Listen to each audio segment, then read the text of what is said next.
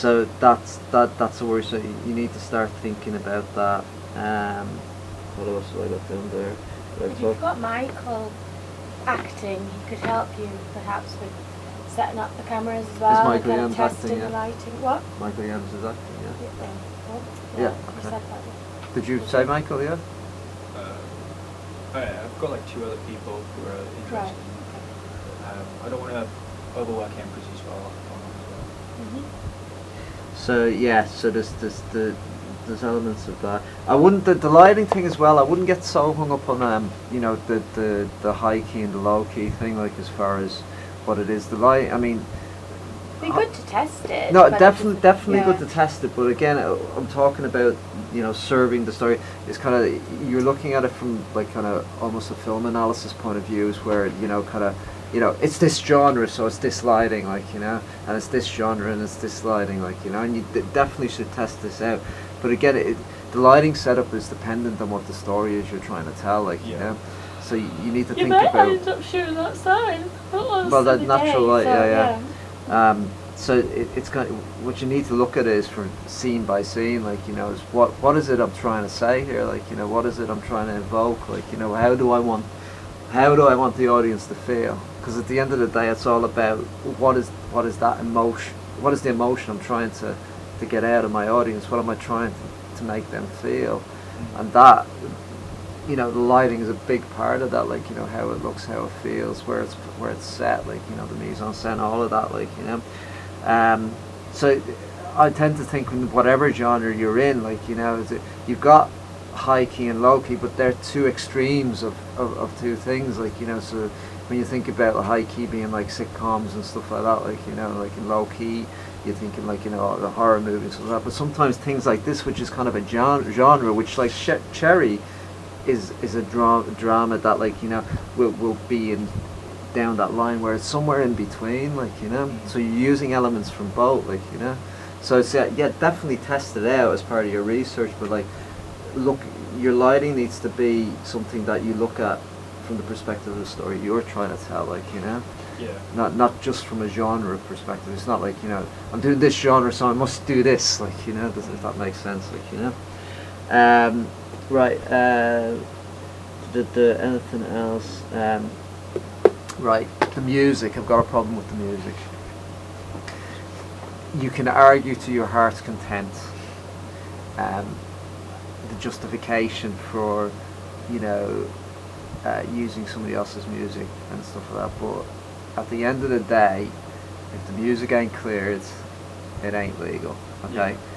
And that's fine if you want that to live. You're not going to get prosecuted or anything like that, because you're not making any money out of it. But at the end of the day, if you want this film to live anywhere else other than your phone, your laptop, or between your mates, the music either needs to be cleared or you need to use something else, I have asked, I've sent out emails and whatnot to various bands and musicians asking permission. I haven't heard anything back yet, but I even sent it off last night. So I'm still hopeful, but if they're up and coming bands that are advertising themselves on social media, they'll probably say yes. So hopefully they will, but it's better to do that. I'll find some free music rather than just opting for. You can say it's all right to be inspired by that music, but it's realistically. You'll be able to find something similar. I mean, there's loads of options. You can either. I mean, you can always use my Soundstrap account if you wanted to use something from there. Or the other option is to look at LinkedIn or something like that. There is so many composers and so many musicians that have sent me messages about, we'd love to work on some of your stuff, without knowing what the hell I do, but they're just wanting something to get their stuff on, So there'll be tons of people on platforms like that if you send them a message saying, listen, I'm a student filmmaker, I've got this piece that I'm putting together at the moment, I'm looking for some music, would you be interested in collaborating? If you sent that message to 10 people, because they'll have examples of the work online, that you're interested in, you're bound to get one. They'll say, yeah, sure. They might not say they'll work on it, but they might say, listen, I've got some of this stuff, do you want to use it? Give me a credit at the end. It's one of those things. But honestly, I mean, at the end of the day, the purpose the purpose of this for you is not, you know, to have something with music you like. The purpose of this is to tell a story, you know, with your visuals and stuff like that, like, you know, and then you use the music you can use, like, you know, and then you get it out there. So yeah, yeah, I like the idea. The narrator. I mean, that's you use the cherry to show that. That's a really old kind of concept of fairy. There's loads of other films that have done that, like, you know, that really well. Like Stand By Me is a good one to look at from that point of view. Or Goodfellas have done a similar thing where it's the narrator is very, you know, they're talking to the audience specifically rather than just, like, you know, voice-overing over it, like, you know. I think that's what you're trying to get at. That's fine, and that's a good way of moving the story along as well, like, you know. One of the issues I was kind of having trouble with when I was looking at it as, like, a drawn-out story was showing, like, the progression of time along with the relationship, and I couldn't for the life of me, like, think of what to do. I didn't want to, like, have like someone, like, flick through a calendar or, like, a clock, or someone visibly aging. I felt that was just a bit cheap. Just bouncing some ideas off people, and I just thought, like, the idea just kind of popped up. If I, like, narrated it, like, kind of like Cherry, or, you know. Yeah, it's fine. I would look at it, and it depends how much you use of that, or whether it works, or you know. It might work if you, for acting purposes as well. Like you can maybe show less of the conversations if the acting is a little bit less. It's more stilted, than that you could use the narration a bit more. But do try and cut it down, I think. Yeah. Try and aim for quality. Needs to be you have to cut it down. I mean, it's not a question of trying. It's you're putting it down. You're not going to achieve 10 minutes, but even 5 minutes is ambitious. Is ambitious. Yeah. Okay, so I think there was something else. What was it? We need to get back. Yeah. Okay. Right. That's the last thing. So you need. I want to keep a really close eye on you with this, because the tendency is that you will lose control of this very quickly if you're not careful. How so? Just because you're gonna want to work on your own, and that can be problematic with something like this. There is a lot to do, and there's a lot to think. It's how much time you spend on that script. The fact you don't have the script written is worrying to me at this point. I've got ideas and, you know, whatnot. I think I want to see something rough definitely by next week. By this time next week, you need to be working at that pace. Oh, yeah. So by this time next week, I want definitely a rough draft of the script, like, you know. Mm-hmm. So, and then because the other thing with this is, like, because the characterization needs to be natural.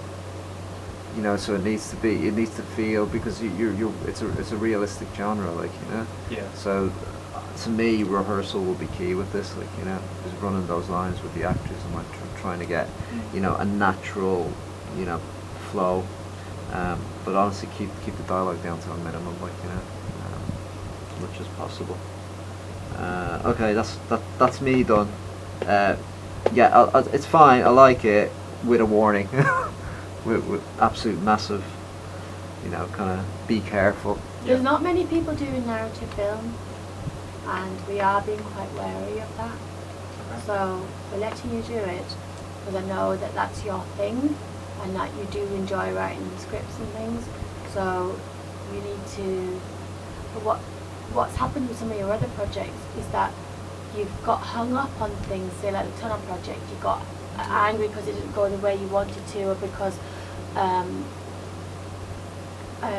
things didn't work out exactly as you wanted to do it, and you did get quite upset about that. So you have to be careful like that, that you don't get too worried about little minor details, that you try and achieve the best you can under the circumstances, and accept that it's always going to be a compromise to a certain extent. the nature of this type of filmmaking is adaptation. Like you know, not everything's going to go the way that you envision it. Like I can tell you that now. It's just at this stage with this budget and under these circumstances. Yeah. So you just like kind of have to roll with the punches, like and compromise where you need to compromise, and try and figure out a way that still serves the story that's going to make it work. Like Is that all right with you? Yeah, definitely. Okay. I would say definitely look into the director Mark Webb. As Paddy said, 500 Days of Summer amazingly encapsulates that type of story. He loves character essentially in his films, and even as you will know, The Amazing Spider-Man is them two films he directed and people love from them films is Peter and Gwen's relationship in them films. That's why I like those Spider-Man the best. Yeah. Is because of their chemistry, and also because there's a lot of depth to it. I think there's something about that Spider-Man where there's a bit more emotion. There's a bit more emotional engagement, I think. Yeah, he's very much a human director, and with the music, I would say very much look into contacting more smaller artists and bands, because that would even fit with the type of film you're doing. And they might be able to, there's an opportunity to promote with them as well, like there's an opportunity for them to premiere and for them. And also it's nice to work with younger people, if you're taking, like I told you about someone using Lewis Capaldi's song, it's a bit of a cop-out really, and then she couldn't take it any further, so like Paddy says, it's people, the bands that have been organised from music. It's nice to be able to support each other, and then you might end up having like